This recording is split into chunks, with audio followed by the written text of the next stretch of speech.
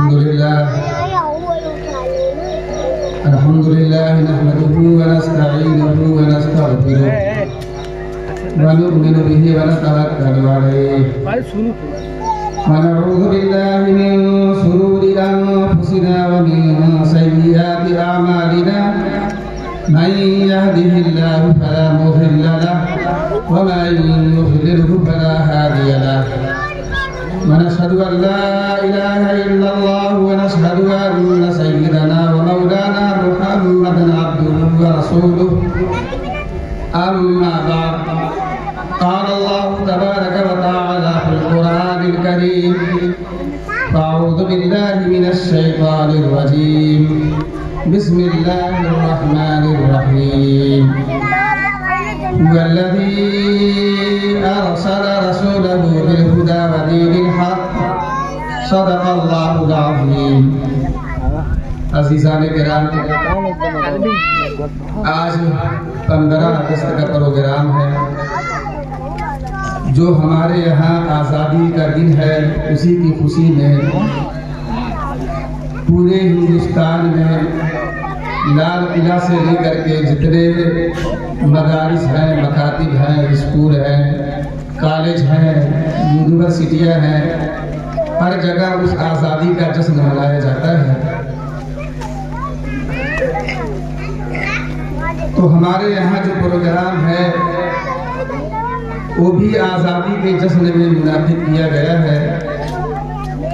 मैं तो अपना असल बयान प्रोग्राम के आखिर में बयान करूंगा और उस वक्त आप सभी लोगों का रुकना मेरे हिसाब से ज़रूरी है, इसलिए कि जो मदरसे से मुताल्लिक या कह लीजिए कि इस मकतब से मुताल्लिक बातें होंगी इंशाअल्लाह आखिर में बयान की जाएगी। लेकिन चूँकि 15 अगस्त का प्रोग्राम है तो ये ज़रूरी है कि मैं एक जिम्मेदार हूँ, थोड़ा मोड़ा यौम आज़ादी के ऊपर भी आप लोगों को बता दूँ। तो अज़ीज़ान किराम,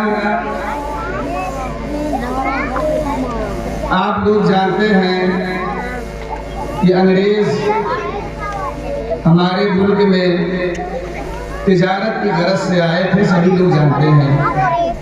वो लोग यहाँ पे आकर के अपनी कंपनी बनाए। उन्होंने 1601 ईस्वी में उस वक्त बादशाह जो थे हमारे हिंदुस्तान के, जहांगीर थे, उन्होंने जहांगीर से पुरअमन तिजारत करने की इजाज़त मांगी और जहांगीर ने उन्हें अपनी मुल्क की तरक्की के लिए, अपनी मुल्क को बढ़ावा देने के लिए, अपने मुल्क की चीज़ों को दूसरे ममालिक पहुँचाने के लिए और दूसरे ममालिक की चीज़ें यहाँ पर आने के लिए, यानी इम्पोर्ट और एक्सपोर्ट, ताकि इसमें तरक्की हो, तो उन्होंने इजाज़त दे दी। उनकी इजाज़त से वो काम करते रहे और अपनी तिजारत को यहाँ पर बढ़ाते रहे। बाद में चल करके जब शाहजहां का दौर आया तो उन्होंने फिर शाहजहां से इजाज़त ली नए तरीके से और कहा कि हम अपने कारोबार को बहुत मुस्तहकम तरीके से बनाना चाहते हैं और इस मुल्क को हम बहुत ऊपर लेके जाना चाह रहे हैं। लेकिन उनकी शातिराना चाल थी, उनका एक मंसूबा था, उनकी एक साजिश थी। अज़ीज़ान किराम, अंग्रेज़ों की साजिश या यहूदियों की साजिश, यानी अंग्रेज से मुराद ईसाइयों की साजिश और यहूदियों की साजिश, ये पूरी दुनिया में मशहूर है। उनका दिमाग इतना दूर तक चलता है, इतने दूर का वो मंसूबा बनाते हैं कि हम वहाँ तक सोच भी नहीं सकते। यानी 1601 में आए हैं, वो जानते हैं कि हम, यानी जो उस जमाने में आए हैं, वो जानते हैं कि हम कुछ नहीं कर पाएंगे, इसके लिए समय की ज़रूरत है। इसमें 100-150 साल लग सकता है, जो उनकी चाल थी, जो उनका मंसूबा था, लेकिन वो लोग लगे रहे।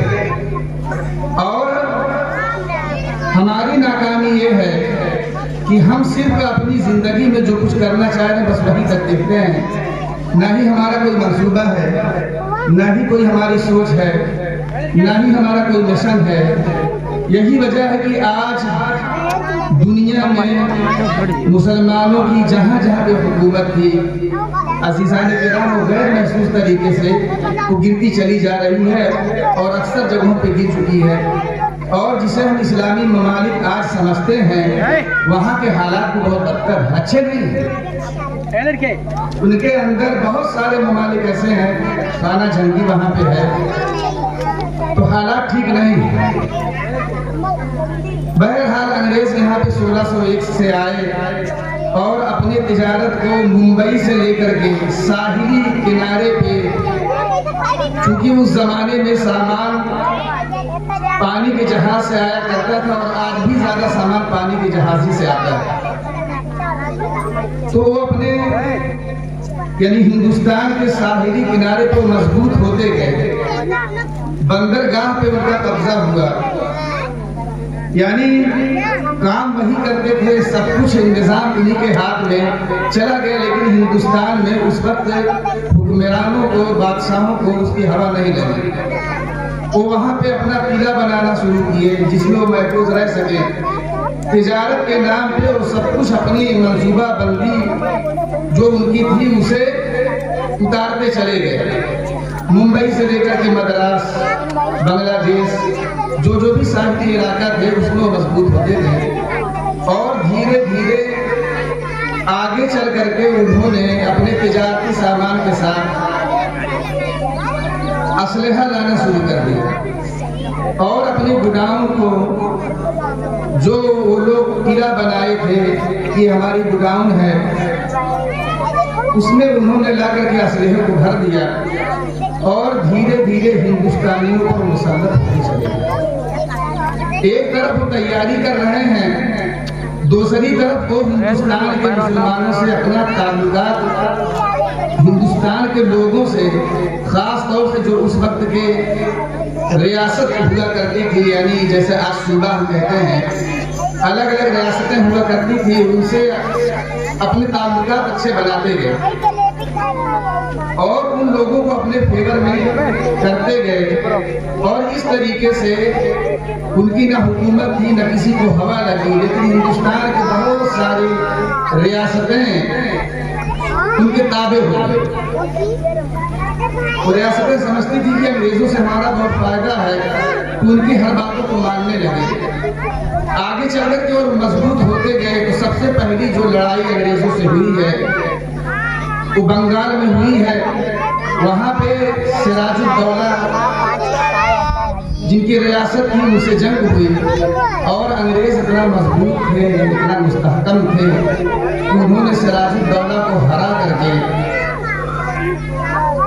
उस रियासत के मालिक बन बैठे। बाद में चल करके मेहनत करते करते अब लोगों को कुछ एहसास हुआ, लोगों को लगा कि भाई ये तो अब रियासत लेने लगे हैं। लेकिन उसके बावजूद उनकी हिकमत की वजह से, उनकी चालाकी की वजह से बहुत सारे लोग उनके मुआफिक थे।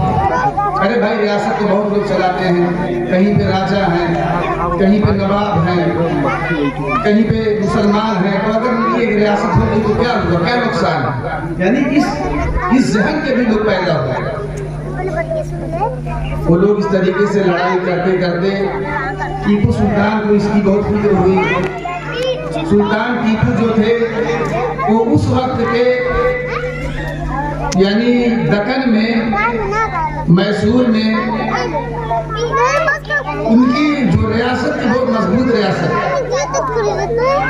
तो अंग्रेजों ने सोचा कि अगर हम, और टीपू सुल्तान उनके मुखालिफ बहुत थे, अंग्रेजों के लिए तैयारी करते थे, तो अंग्रेजों ने सोचा कि अगर हम टीपू सुल्तान की रियासत ले लेते हैं तो फिर हमें मुल्क पे कब्जा करना, हिंदुस्तान पर हुकूमत करना, पूरे हिंदुस्तान को फतह कर लेना, पूरे हिंदुस्तान पे अपनी हुक्मरानी करना कि हमारे लिए आसान हो जाए। तो टीपू सुल्तान से जंग हुई तो उन्होंने अपनी यानी अंग्रेजों ने सातिराना चाल चली, कुछ लोगों को भेजा कि टीपू सुल्तान से कह दीजिए कि बिला वजह परेशान ना हो, खून खराबा ना हो, हम मजबूत हैं, हम अच्छी हुकूमत चला रहे हैं, उनको हम उनकी जगह पे बाकी रखेंगे, वो सिर्फ अपने आप को सरेंडर कर दे और रियासत को देखें, बस वो हमारे ताबे हो जाए। लेकिन सुल्तान टीपू ने कहा कि शेर की एक दिन की जिंदगी गीदड़ की 1000 दिन की जिंदगी से बेहतर है। यानी उन्होंने लड़ने को कबूल किया, उनकी दावत को कबूल नहीं किया। तो कुछ लोग उसमें ऐसे थे, अंग्रेजों ने ऐसे लोग पैदा कर दिए, तो मुसलमान में भी हुए, गैर मुस्लिमों में भी हुए, हर तबके पे उनके असरात गालिब आ चुके थे। तो कुछ लोगों की खयानत की वजह से, गद्दारी की वजह से, धोखेबाजी की वजह से टीपू सुल्तान को 1799 ईस्वी में अंग्रेजों ने हरा दिया और टीपू सुल्तान की शहादत हो गई। टीपू सुल्तान ने इस मुल्क को अंग्रेजों से बचाने के लिए अपनी कुर्बानी दी, शहादत को पसंद किया, लेकिन अंग्रेज के आगे झुकने को कबूल नहीं किया।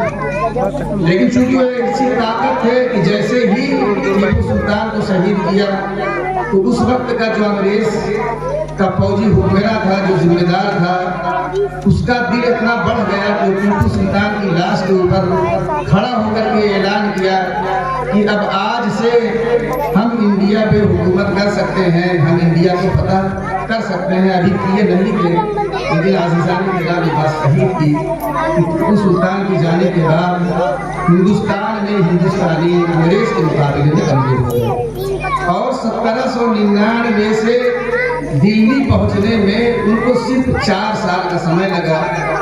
1803 ईस्वी में अंग्रेज दिल्ली पहुंच गए और दिल्ली में जा करके यहाँ के जो लोग लड़ने वाले थे, जो अंग्रेजों के खिलाफ थे, उनसे लड़ करके 1803 ईस्वी में दिल्ली के ऊपर उन लोगों ने अपना झंडा फहरा दिया और कहा, इसलिए कि बादशाह उस वक्त मौजूद थे, तो कहा कि खल्क खुदा की, यानी ये जो मखलूक है ये अल्लाह की है, मुल्क बादशाह का, यानी हम इस बात को तस्लीम कर रहे हैं कि यहाँ का जो बादशाह है, बादशाह वही रहेगा, लेकिन आज से जो हुक्म चलेगा, जो हुकूमत होगी, जिसका फैसला होगा, तो अंग्रेजों का होगा।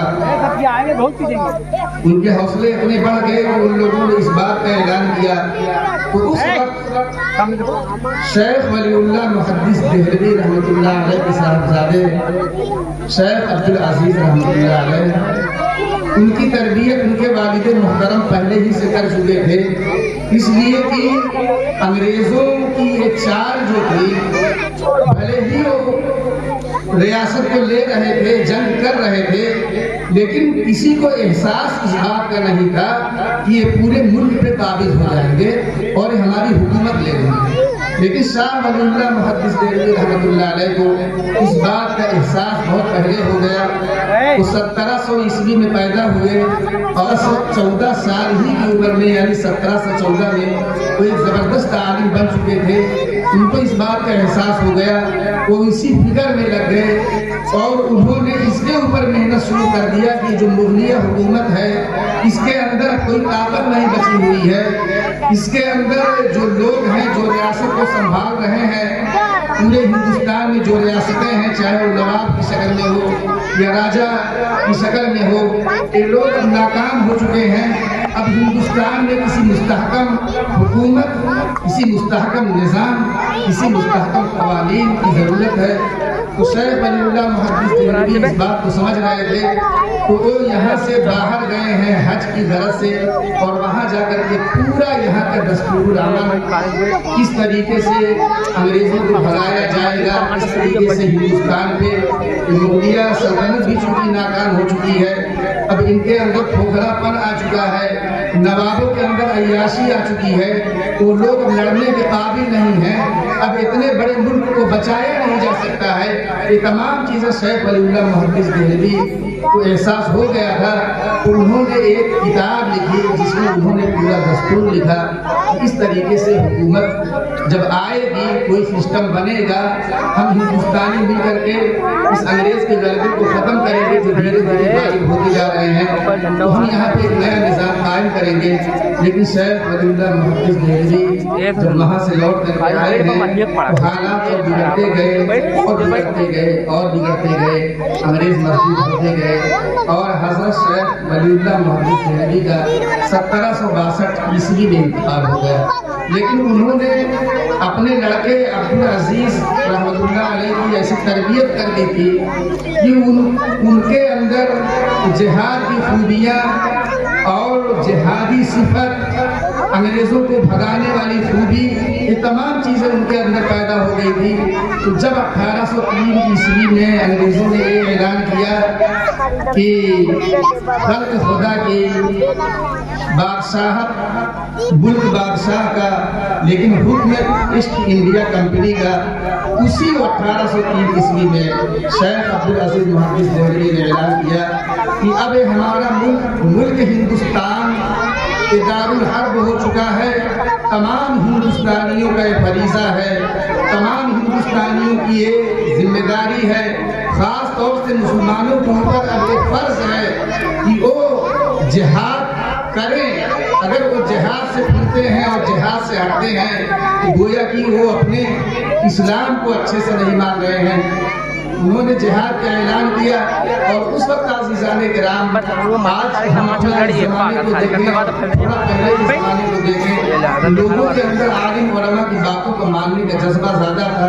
तो उस वक्त 1803 ईस्वी में जो आलिम उलमा थे या जो भी लोग थे, उन लोगों के अंदर मानने का जज्बा ज़्यादा था।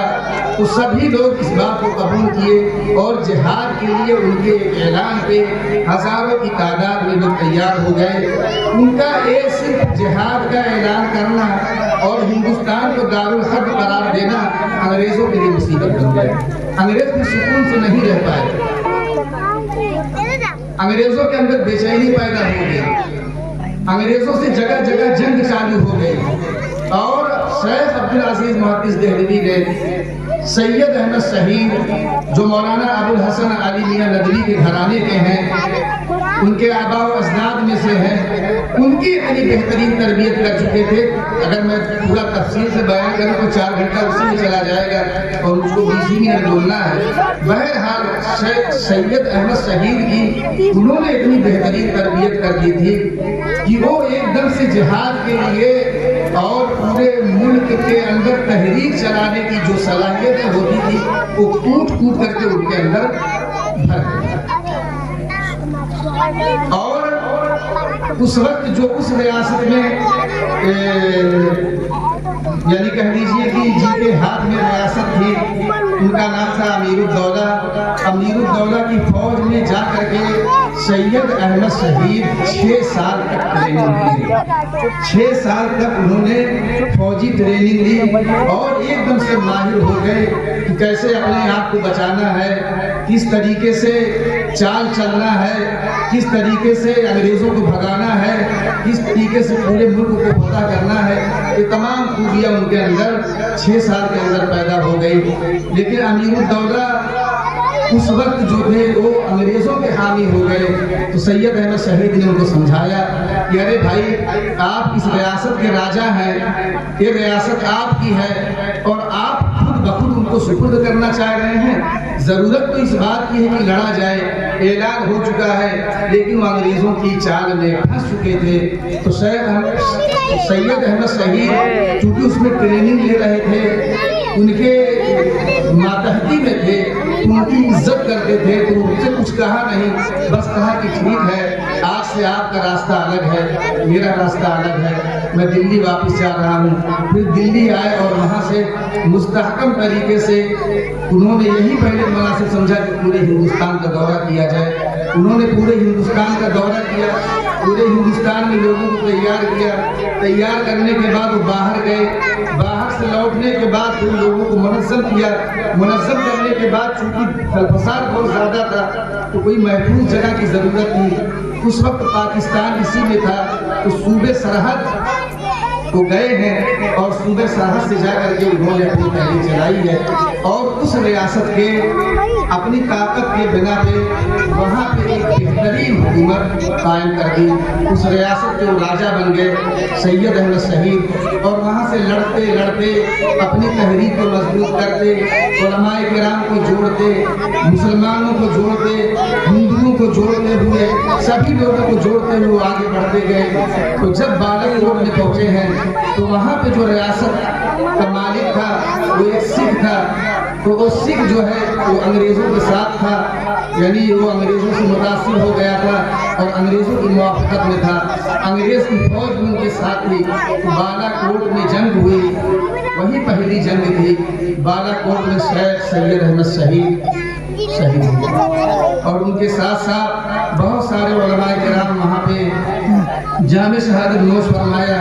कुछ लोग वहाँ से बच गए और पूरे इंडिया में फैल करके फिर नए तरीके से इस तहरीक को, इस मिशन को आगे बढ़ाया। तो आज़ीज़ाने किराम, लोगों की जो सोच है ये तहरीक आज़ादी 1857 से हुई है, ऐसा नहीं है।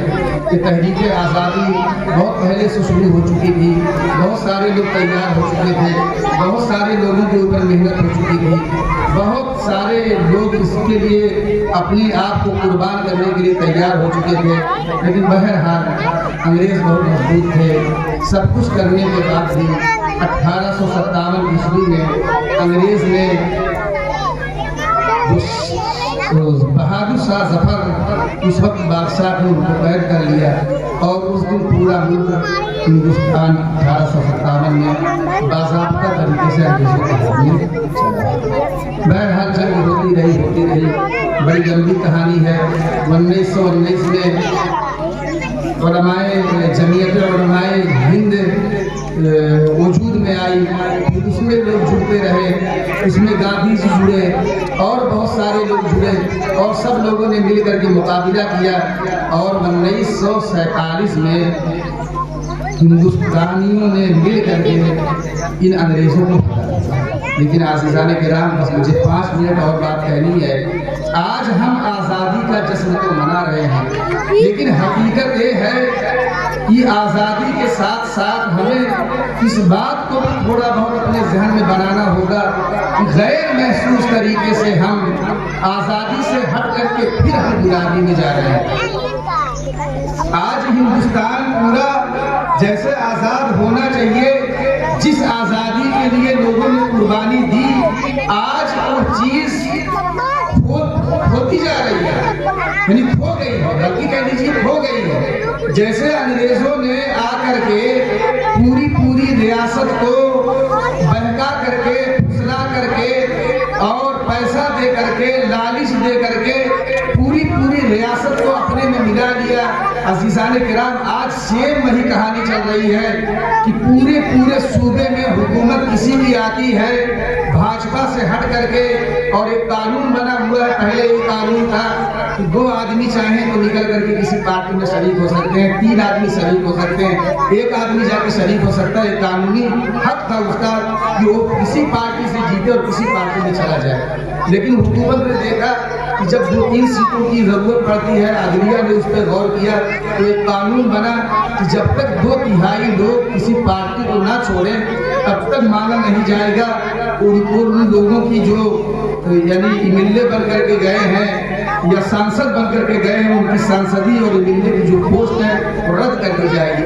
आज देखिए बहुत सारे सूबे में हुकूमत आती है, हुकूमत बन भी जाती है और ऐसा खेल खेला जा रहा है कि पूरे सूबे को कुछ ही दिनों में कन्वर्ट करके, उनके लोगों को खरीद करके, बातचीत करके, किसी होटल में रख करके, उनको बहका करके, उनको हम ईडी में फंसा देंगे, उनके ऊपर दबाव डाल करके, उनके ऊपर ये करके कि तुम्हारे ऊपर बहुत सारे करप्शन के मुकदमे हैं, हम तुम्हें जेल कर देंगे, हम तुम्हारे घर को गिरा देंगे, डरा के, धमका के, बहला के, फुसला के, पैसा दे करके 2/3 लोगों को लेकर के अपनी हुकूमत में शामिल किया जा रहा है। तो अज़ीज़ाने किराम, ये कौन सा आज़ाद देश है कि हम मेहनत करके किसी को जिताएं, हम लात जूता खाएं, हम इलेक्शन में मेहनत करे, हमारी हुकूमत बन जाए, यानी जिस पार्टी को हमने जिताया है हमारी हुकूमत से मुराद भाई जमहूरियत में जिसको लोग ज्यादा वोट देते हैं उसी की हुकूमत बनती है ना।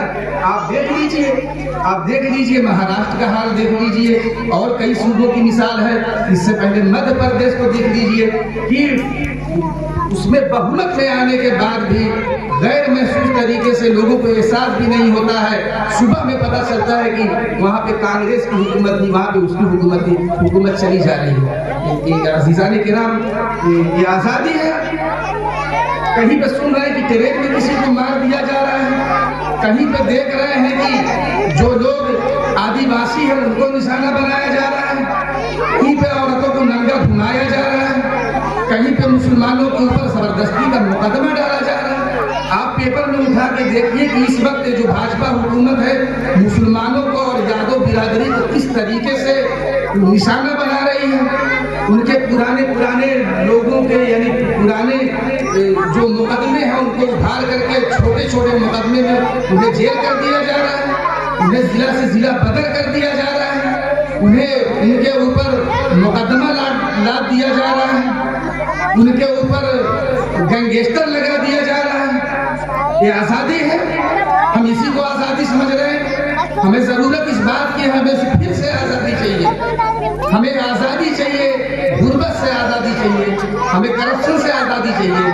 हमने जिस हुकूमत को बनाया हुकूमत बाकी रहनी चाहिए। अज़ीज़ान किराम, अगर आज इस मुल्क के हिंदू मुस्लिम अगर गौर नहीं किए, जैसे अंग्रेज यहाँ पे तिजारत करके पूरे मुल्क पर मुसल्लत हो गए थे, उसी तरीके से यहाँ की जो इस वक्त की हुकूमत है अज़ीज़ान किराम, वो हमारे पूरे मुल्क के ऊपर इस तरीके से काबिज होगी कि कोई बिरादरी 17% है, कोई 12% है, कोई 13% है, सब मिला करके 98% जो होते हैं, 2% लोग हमारे ऊपर हुकूमत करेंगे और कर रहे हैं।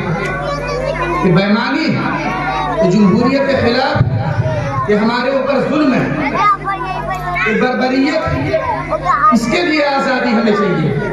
आज ये जो यौम आज़ादी का दिन है, 1947 में हम आज़ाद हुए थे, हम खुशी मना रहे हैं, हम स्कूलों के अंदर नाच गाना कर रहे हैं और वही सबको पसंद भी। इस मकतब से हट करके आप चले जाइए, किसी स्कूल में जाइए, देखिए, जाकर के देखिए, आज़ादी के नाम पे वहाँ पे नाचा जा रहा है, वहाँ पे गाया जा रहा है, वहाँ पे गायकर बुलाई जा रही हैं, वहाँ से आपकी बच्चियों से डांस करवाया जा रहा है, वहाँ पे आपकी बच्चियों का इस्तेहसार हो रहा है, लेकिन आपको समझ में नहीं आ रहा है। इसी का नाम आज़ादी है, इसी का नाम आज़ादी है। कुर्बानी दिया अंदाज करने के लिए, गाना करने के लिए।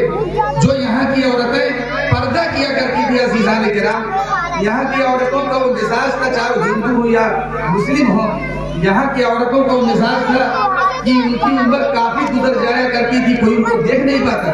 हिंदुओं की औरत पे घूंघट हुआ करता था, मुसलमानों की औरतों पे नकाब हुआ करता था। जब वो अपने घर से कहीं जाती थी, डोली उनके दरवाजे पे लगा दी जाती थी, वहां से कहार हट जाया करते थे, पूरी डोली को चादर से ढाक दिया जाता था और फिर जाके कहीं पे जाती थी और पूरी जिंदगी में 4-6 बार निकलती। हिंदू की औरतें जब अपने मायके से अपनी ससुराल जाती थी, एक्का के ऊपर बांस चारों तरफ से बांध करके पर्दा लगा दिया जाता था, इस तरीके से जाती है। मैं आपको एक छोटी सी कहानी बता करके अपनी बात को खत्म करता हूँ। जिस सीता मैया को हम मानते हैं, जो हमारे यहाँ हिंदुस्तान में सबके नजदीक काबिल कदर है, जो हमारे इस हिंदुस्तान में कई हजार साल पहले गुजर चुकी है, जो हमारे यहाँ के सबसे बड़े महान शख्स राम थे, उनकी वो वाइफ जब उनको अगवा किया गया, उनको रावण लेकर के भागा है, वो भी बहुत चालाक थी। जब उन्होंने देखा कि मेरे पास कोई चारा नहीं है, तो उन्होंने अपने एक चप्पल को कहीं पे छोड़ दिया, फिर 2 किलोमीटर के बाद किसी और चप्पल को छोड़ दिया, फिर कहीं पे कंगन ला के डाल दिया, कहीं पे अपना दुपट्टा डाल दिया, कहीं पे अपना सामान छोड़ दिया। इस तरीके से छोड़ती गई। तो जब उनको ढूंढने के लिए उनके देवर निकलते हैं, यानी राम के भाई जब निकलते हैं और कहते हैं कि चलिए उनको ढूंढते हैं, तो उनके साथ में जो थे उन्होंने पूछा कि क्या ये जो आप चप्पल देख रहे हैं ये सीता का है? तो उन्होंने कहा हाँ, ये हमारी भाभी जान का है। फिर उस रास्ते से आगे गए, दूसरे चप्पल को देखा, तीसरी चीज को देखा, चौथी चीज को देखा, तो लास्ट में उन्होंने अपनी नाक में कुछ पहने हुई थी। और पहले जमाने में जेवर बहुत भारी हुआ करता था। मैंने अपने बचपन में भी देखा है कि 1.5 किलो का लोग गर्दन में पहनती थी, आधा किलो 1 किलो का, आज तो 10 ग्राम का लोग पहनती है। तो उस तरीके से कोई बड़ा जेवर रहा होगा। तो जब उसको उठाए हैं और कहा कि क्या ये आपकी भाभी का है, उन्होंने कहा ये मुझे नहीं मालूम। कहा भाई सबको तो आपने बताया, नहीं पहचान गए हो, ये भी आपकी भाभी ही का होगा। तो उन्होंने कहा, यानी सीता के जो देवर थे, उन्होंने कहा भाई मैं इसलिए नहीं बता सकता कि आज इतने दिनों से मैंने अपने भाभी का चेहरा नहीं देखा। वो पर्दा था सजाने कराने, चाहे वो हिंदू हो मुसलमान हो। आज यहाँ पे लड़कियों को नचाया जा रहा है, गाना गवाया जा रहा है, उनसे डांस करवाया जा रहा है। ये आज़ादी नहीं, ये इस माशरे को अंग्रेज की जो चाल थी उसमें ढकेला जा रहा है। ये हमारी आज़ादी को छीना जा रहा है।